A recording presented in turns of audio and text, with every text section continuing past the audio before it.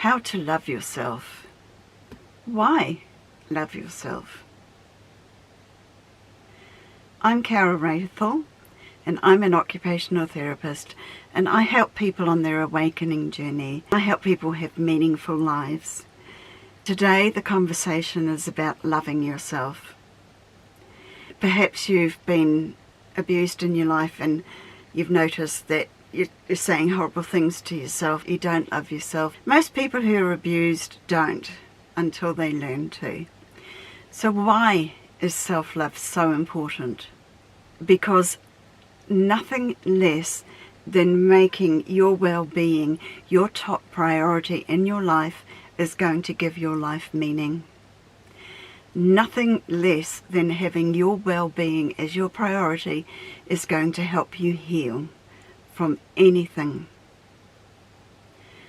Nothing less than loving yourself is going to lead you to have success in your life, because you will know you deserve it.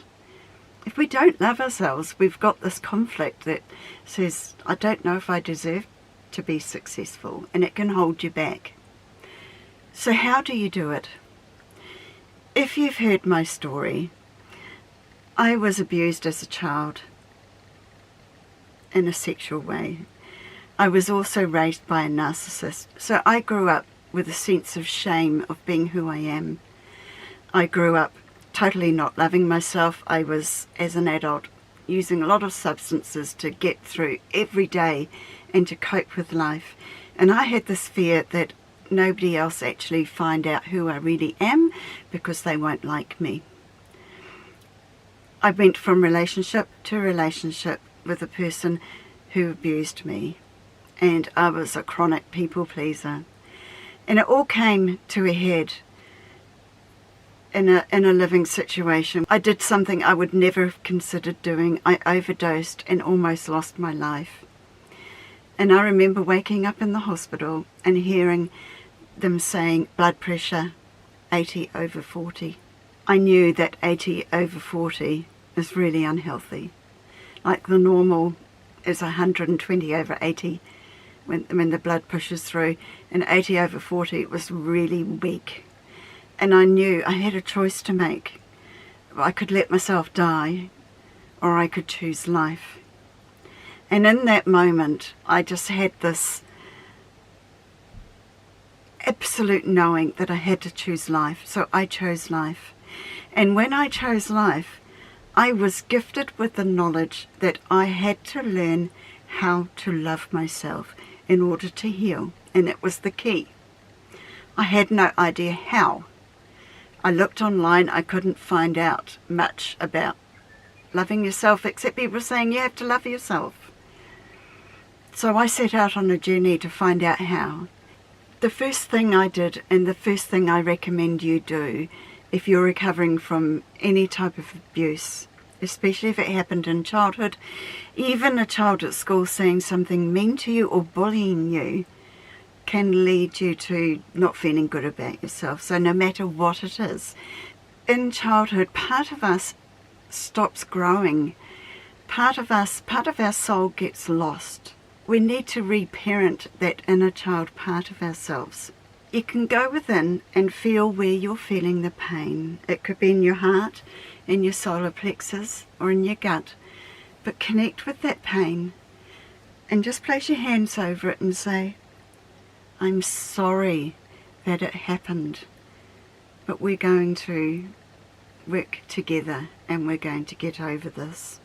From that moment forward, have a little bit of a running commentary in your mind that is like you would if you had a little child with you. You would be talking to that little child. You'd be telling them they've done things well. You would be saying, wow, I think you did that really well. I really like the way you made that salad sandwich. Whatever it is, say that to yourself. Just love that little child. Give yourself hugs and just enjoy having a cuddle with yourself. Hold yourself when that little child feels hurt and let it cry. Comfort it. Comfort yourself. Let the tears come. What happens when you open up your heart to your inner child and you start to love that child? You're going to be removing the emotions that have been blocking that love from coming through. And the way we release those emotions is to cry, to get angry, to feel sad. Let it happen. Let it happen. Let it come out. If you watched my last video, we've got to feel to heal. So you can love yourself by just comforting and by talking to yourself in a loving way. If you can't do it to yourself, do it to the inner child. Because your subconscious mind has no idea of time. So what you're doing today can time travel back to when you were a child and the event happened in your subconscious mind. That can happen. And it can rewrite your history when you've changed that scenario. It's one of the remarkable things that I also do in hypnotherapy, is we can rewrite history, because the subconscious has no idea of time. And you would know this, like when you think back about something that was really awesome in your life, you can feel that awesome, you get those feelings because your subconscious feels it as if it's happening now. And the same thing with the trauma. When you remember it, you feel it as if it's happening now. The subconscious cannot tell the difference. And that's a wonderful thing that we can use to heal. So, as you're loving your inner child, just give it the love that you needed as a child. Give it the comfort that you needed. Give it whatever you needed. Maybe an adult to say, hey, what that child did to you was really wrong. Affirm how beautiful they are, how beautiful you are, how beautiful your inner child is.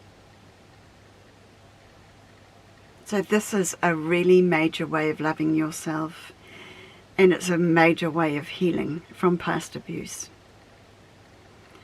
And I put it in here because there is always something that throws us off being able to love ourselves. There's always something. And the perpetual human state is to be critical of ourselves. So we're undoing that. We're going to stop that critical voice and bring in the self-loving voice that's going to nurture you. And the easiest way we can do that is with our inner child. The second thing that you can do to love yourself is just become aware of what you're doing through your day. Become aware of the times that you're looking after yourself. Call it self-care. Just become aware of how you're going about doing things with your body, like how you're cleaning yourself in the shower. Are you using a loofah to froth with shower gel, or are you touching yourself with respect? Just become aware and start to bring in a bit of nurturing into your self-care routines. Another aspect of self-care is being aware of what you're taking in through all of your senses. Are you drinking pure, clean water? It's okay to have a coffee and a tea. It's okay to have a glass of wine or a glass of beer or whatever. And make sure that you're also taking in pure water. Your body is more than 80% water, so it needs to refresh itself daily with pure water. Become aware of the foods that you're eating. Again, it's okay to treat yourself, but be aware of whether you're providing for your whole nutritional needs, your vitamins, your minerals, your vegetable matter, your fibre. Our body really needs that. So you can look after your body with making sure that you're getting the good nutrition. Because remember, our body is the temple of our soul. We are not just a body, we are spirit as well. We're energy. And to have clean energy, to be whole, we need to put good energy into us. What you hear and what you see. Are you watching things on the internet or on TV that make you feel good? Or are you watching things that make you feel sad? Become aware. Why are you watching things that make you feel sad, make you feel scared, make you feel unsafe? So be aware of that. Deliberately watch things or listen to things that make you feel good. Just become aware of what's coming in and let it be something that nurtures you. Another sense that we can talk about is touch. Who is touching you in your life? Are they touching you in a loving way? Set boundaries and only allow touch that nurtures you.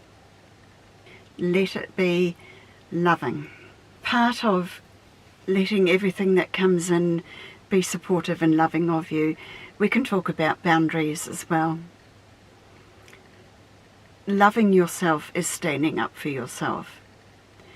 It's saying, I'm going to accept this in my life and I'm not accepting that.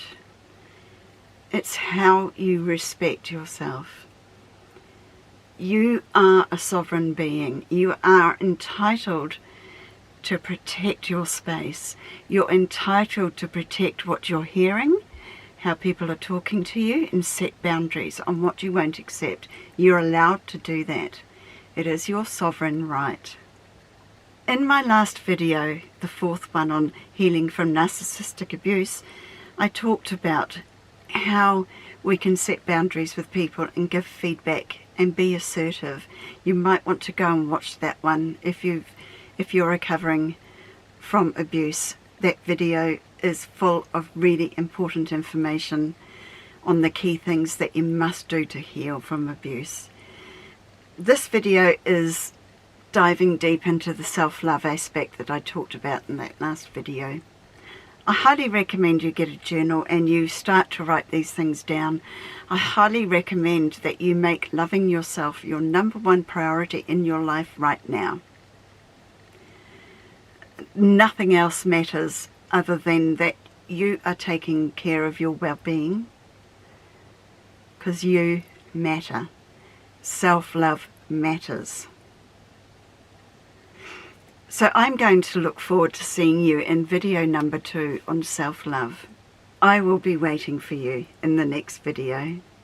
Bye for now. Love yourself.